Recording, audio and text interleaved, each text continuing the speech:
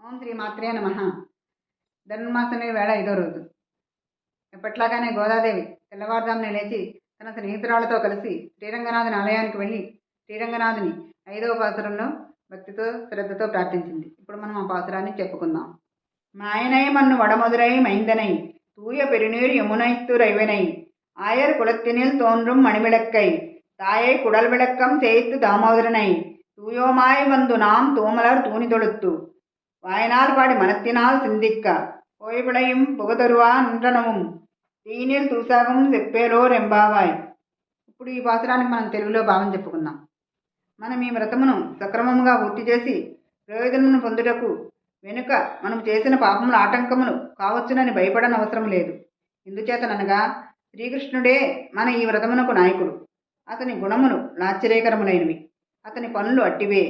ఉత్తరమున మధురానగరమునకు నిర్వాహకుడుగా జన్మించినాడు అతడు. నిర్మలమైన జలముగల యమునా నది ఒడ్డున నివసించుచూ మన కొరకు ఎదుకుల మంది అవతరించిన మహానుభావుడు.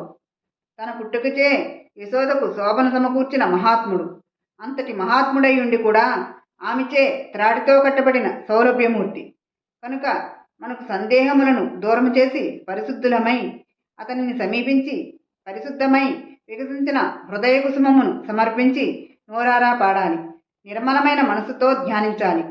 అంతటా వెంటనే ఇంతకుముందు పాపసమూహము రాబోవు పాపసమూహము కూడా మంటలో పడిన దూదివలే భస్మమైపోవును. మన వ్రతమునకు ఏమాత్రము ఆటంకము సంభవింపదు. అందుచే రండి భగవన్నామమును కీర్తింతుము.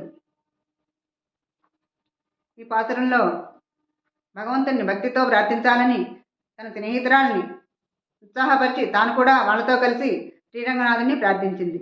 ఓం శ్రీమత్యే గోదాదేవియే నమః. ఓం నమో నారాయణాయ.